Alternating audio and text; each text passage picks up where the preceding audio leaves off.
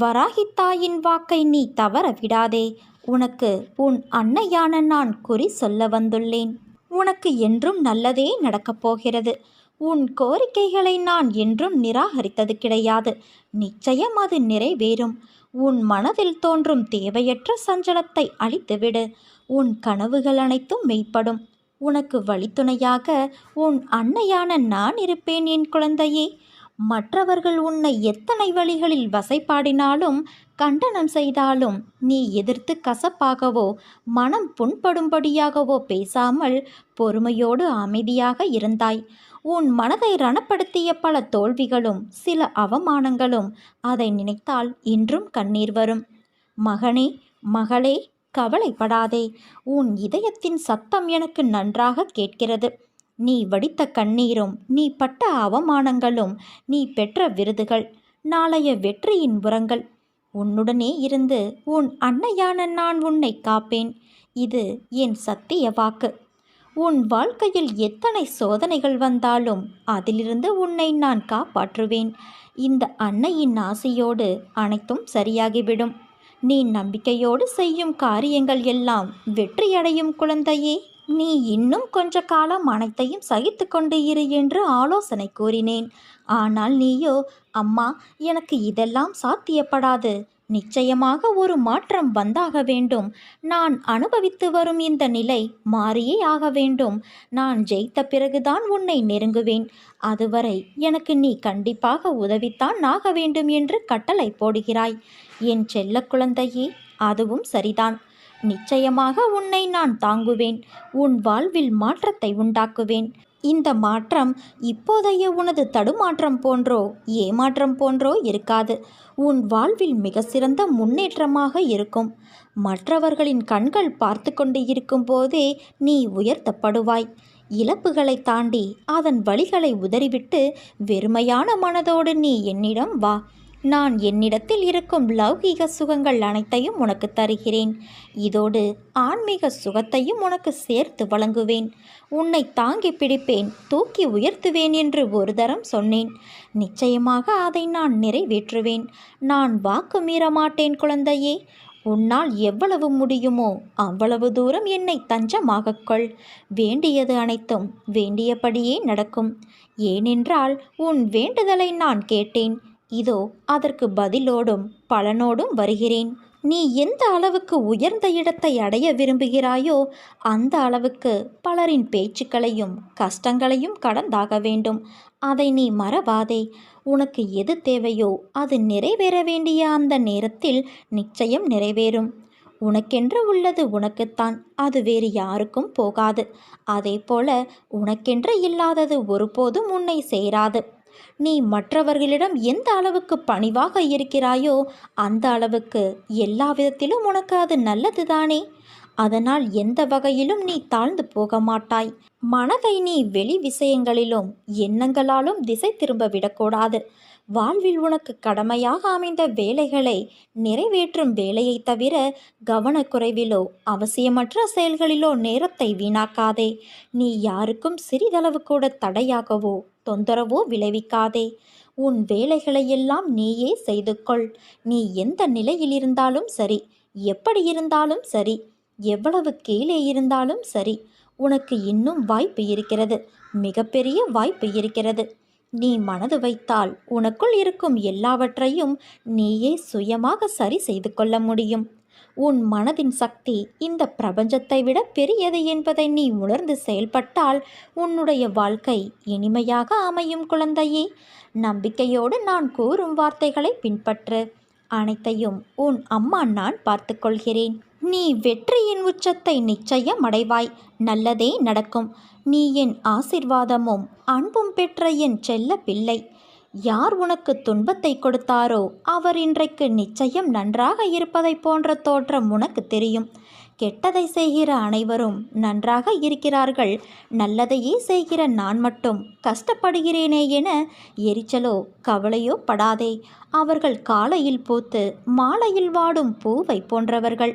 இப்போது உள்ள மேன்மையிலிருந்து கீழே தள்ளப்படுவார்கள். நீயோ விருட்சத்தை போன்றவர். நீ ஆழ வேரூன்றி நிற்பாய். அநேக பேர் உன்னை ஏமாற்ற வந்தாலும் நீ அயர்ந்து போகாதே. எத்தனை இழப்புகள் வந்தாலும் சோர்ந்து போகாதே. நான் ஆழமாக வேர் விட்டிருக்கும் விருட்சம் என்று சொல்லிக்கொள்.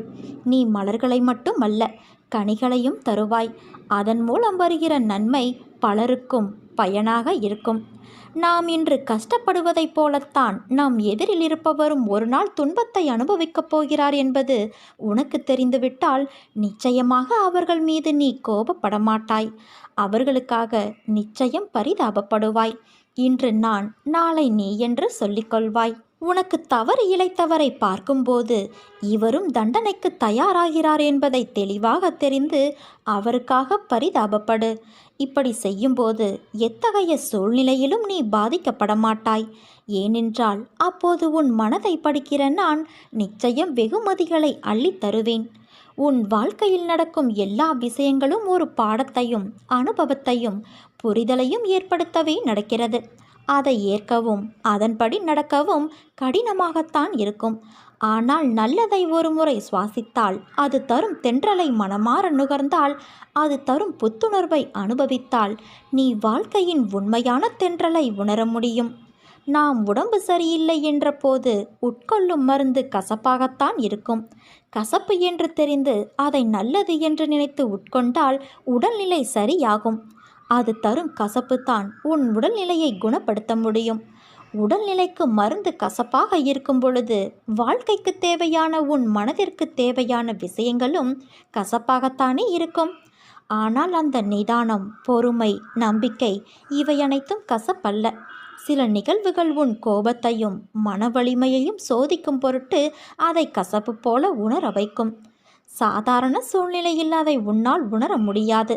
ஆனால் விதிவசத்தால் உனக்கு நிகழும் சூழ்நிலை இவை கசப்பான மருந்தாய் உன்னை உட்கொள்ள வைக்கிறது. உனக்கு எப்பொழுதும் என் துணை உண்டு என் குழந்தையே. உன்னை என் கருவறையில் வைத்து நான் பார்த்து பாதுகாத்து வருகிறேன். உன்னை விட்டு நான் விலகுவதும் இல்லை. உன்னை விலகி போகும்படி நான் செய்வதும் இல்லை. உனக்கு ஒன்று தெரியுமா? என் பிள்ளை ஏன் இப்படி கண்ணாடி துண்டு போல இருக்கிறாளே என்று நான் மிகவும் கவலைப்படுகிறேன். கண்ணாடியானது சிறிய தவறானாலும் கீழே விழுந்து உடைந்து போகும். அதன் தன்மை கொண்டது அது. அதே போல நீயும் இருக்கிறாய். யாராக இருந்தாலும் சிறியதாக உன்னை காயப்படுத்தினால் உன் மனம் உடைந்து போகிற அளவுக்கு நீ இருக்கிறாய். உன் தன்மையை மாற்ற நான் போராடி கொண்டு இருக்கிறேன். யாரானாலும் உன் மனதை ரணப்படுத்தி பார்க்க செய்யும் சிறிய சொல் சொன்னாலும் நீ அதை கண்டு கொள்ளாதே. அவர்கள் சொன்னால் அது உண்மையாகாது. அதனால் நீ அதை கண்டு கொள்ளாதே குழந்தையே. உனக்கு பக்கபலமாக நான் இருப்பேன். உனக்கான எல்லா வெற்றியும் உன் அன்னையான நான் உனக்கு தேடி தருவேன். என்றும் நான் உனக்கு துணை நிற்பேன். என் தங்கமே, தலைக்கு வந்தது தலைப்பாகையோடு போனது என்று சொல்வது போல உனக்கு வந்த சில துன்பங்களிலிருந்து உன்னை நான் காப்பாற்றிவிட்டேன். இனி அது உன் வாழ்வில் மீண்டும் நடக்காது. உன்னை எப்போதும் காப்பாற்றி வருவது நானே. எந்த சூழலிலிருந்தும் உன்னை காப்பாற்றி வருவதும் நானே. எதற்கும் நீ அஞ்சாதே. எது வந்தாலும் என் பிள்ளையை காப்பாற்ற நான் வருவேன். உன் மனம் சந்தோஷமாக இருக்கும்போது பொறாமையும் எதிர்மறை எண்ணங்களும் மற்ற வேண்டாத எண்ணங்களும் உன்னிடம் நெருங்காது. காரணம் ஏன் தெரியுமா? சந்தோஷத்தில் உன் மனம் உன் நிம்மதியை பத்திரப்படுத்த பெரிய சமுத்திரம் போல உன் மனதை உருவாக்கும். அதில் எந்த எதிர்மறை வந்தாலும் அந்த பரந்த சமுத்திரத்தில் அவைகள் எல்லாம் காணாமல் போய்விடும். அதே போல உனக்கு துன்பம் ஏற்படும் போது உன் மனதை சமுத்திரம் போல பெரிதாய் ஆக்கிக்கொள். ஏனென்றால் அது உள்ளே வந்து உன் நிம்மதியை உடைக்க முடியாது. உண்மையான சந்தோஷம் நிம்மதியோடு நிறைவாய் வாழ்வதுதான். எந்த சூழ்நிலையிலும் உன் மனதை நீ பாதிக்க விடாதே. துன்பங்கள், கஷ்டங்கள் வரலாம். ஆனால் அவற்றிலிருந்து நீ உன் கண் இமைப்பதற்குள் நான் உன்னை மீட்டு விடுவேன். உனக்கு ஆகாயமாய் நான் உன் அன்னை இருக்கிறேன். பாதுகாப்பாக உன்னையும் உன் குடும்பத்தாரையும் காத்து கொண்டு நான் தான் இருக்கிறேன். அதனால் நீ எதற்கும் பயப்படாதே. என் செயல்கள் அசாதாரணமானது, விலை மதிப்பற்றது. உன் இதயத்தில் உள்ள விருப்பங்களை நான் திருப்திப்படுத்துவேன். என் மீது நம்பிக்கை வைத்து பொறுமையோடு நீ இருந்தால் உன் தேவைகள் அனைத்தையும் நானே பூர்த்தி செய்வேன். என் தங்கமே, நான் என்றும் உன்னை கவனித்து வருகிறேன். உன் எண்ணம் தடுமாறும்போது உன்னை நல்வழிப்படுத்தி தூய சிந்தனை அளிப்பேன். நீ வேதனைப்படும் காலத்தில் உன்னோடு இருந்து ஆறுதல் அளித்து வேதனை போக்கும் வழியை கூறுவேன். உன் வீட்டில் பாதுகாப்பாக நான் இருந்து உங்கள் அனைவரையும் தீய சக்திகள் அண்டவிடாமல் தடுத்து உங்களை நான் காப்பேன். இல்லறத்தில் நல்லறம் காக்க ஒவ்வொரு நிமிடத்திலும் உன் மனதில் எச்சரிக்கை செய்வேன். உன் எண்ணங்களை ஆராய்ந்து உனக்கு என்ன தேவையோ அதை நான் அளிப்பேன். என்றுமே உன்னை அஞ்ஞானத்தில் மூழ்க விடாமல் சத்திய தர்மத்தை உன் மனதில் புகுத்துவேன். எதுவும் நிரந்தரமில்லை என்பதை உணர வைத்து எளிமையாகவும் ஏழ்மைக்கு உதவி செய்ய மனதை தூண்டுவேன். ஏட்டு சுரைக்காய் கறிக்கு உதவாது என்பதை உணர வைத்து நீதி மறவாமல் வாழ வைப்பேன். உழைப்பின் தத்துவத்தை எடுத்துரைத்து உன் உழைப்பில் வருவதை கொண்டு வாழ வைப்பேன். இன்ப துன்பம் ஏற்றத்தாழ்வு இதனால் வந்த கர்மாவை என்னவென்று அறிய வைத்து நீ மனமகிழ்ச்சியோடு உன்னை வாழ வைப்பேன். பயணத்தை நினைத்து நீ ஒருபோதும் வருந்தாதே. பாதையை நினைத்து கலங்காதே. முக்காலமும் உன் அன்னையான நான் உன்னோடே வருவேன். என் ஆசிர்வாதங்கள் என்றும் உன்னோடு இருக்கும். உன் கரம் பற்றி நடத்துவதற்கு நான் இருக்கும்போது நீ எப்படி வீழ்ந்து போவாய்? உன்னுடைய வாழ்க்கை சக்கரத்தை சுழற்றுபவள் நான். நீ நம்பிக்கையோடு இரு, நல்லதே நடக்கும். என் பிள்ளையே, நீ எப்போதோ செய்த கர்ம வினையை இப்போது அனுபவிக்கின்றாய். அதை விரைவில் நீ தீர்க்கப் போகிறாய். ஆனால் இப்போது நீ செய்யாத ஒரு தவறுக்கு உனக்கு யார் சாபம் விட்டாலும் அந்த பாவம் அவர்களுக்கே சேரும். அது போன்ற நிகழ்வுகள் நடந்தால் நீ கலங்காதே. உனக்கு உண்மையான உறவாக நான் உன் இறுதி வரை இருப்பேன். உன்னை எதுவும் பாதிக்காது. நீ மனதின் ஆரோக்கியத்தை கவனமாக பார்த்துக்கொள். துஷ்டர்களிடம் வாதாடாதே. எதையும் நிரூபிக்க நீ முயற்சி செய்யாதே. கொஞ்சம் பொறுமையாக மட்டும் இரு. என்னை எவன் மிகவும் விரும்புகிறானோ அவன் எப்போதும் என்னை காண்கின்றான். என்னை விட்டு நீங்கினால் இவ்வுலகமே அவனுக்கு சூனியமாக தோன்றுகிறது. என் கதைகளை தவிர பிறவற்றை அவன் கூறுவது இல்லை. இடையறாது என்னையே தியானித்து என் நாமத்தையே ஜெபம் செய்கின்றான். முழுமையாக தன்னை என்னிடம் சமர்ப்பித்து என்னையே எப்போதும் அவன் நினைவில் கொண்டு இருக்கிறானோ அவனுக்கு நான் கடன்பட்டதாக உணர்கின்றேன். அவனுக்கு விடுதலை அளித்து என் கடனை தீர்ப்பேன். என்னை நினைத்து எனக்காக ஏங்குபவனையும் எதையும் முதலில் என்னை நினைக்காமல் உண்ணாதவன் பாலும் நான் சார்ந்திருக்கின்றேன். என்னிடம் வருபவன் ஆறானது கடலோடு ஒன்றாவது போல என்னோடு இரண்டர கலக்கின்றான். பெருமையையும் அகங்காரத்தையும் விட்டொழித்துவிட்டு எல்லளவும் அவற்றின் அடையாளம் கூட இல்லாதபடி விலக்கி உங்கள் இதயத்தை அமர்ந்து கொண்டு இருக்கிற என்னிடம் உன்னை பூரணமாக சமர்ப்பித்துவிடு. நீங்கள் தொலை தூரமோ எங்கெங்கேயோ என்னை தேடிக்கொண்டு போக வேண்டாம். உன் இதயத்தில் உனக்கு அருகிலேயே நான் எப்போதும் வசித்து கொண்டு இருக்கிறேன். நீ இருந்த இடத்திலிருந்து என்னை தியானித்து வா.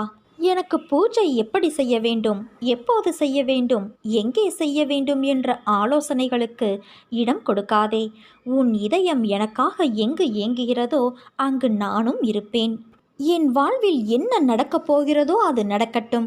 ஆனால் அது என் அன்னையின் விருப்பப்படியே நடக்கும் என்ற திடமான சங்கல்பத்தை நீ ஏற்றுக்கொண்டு இரு.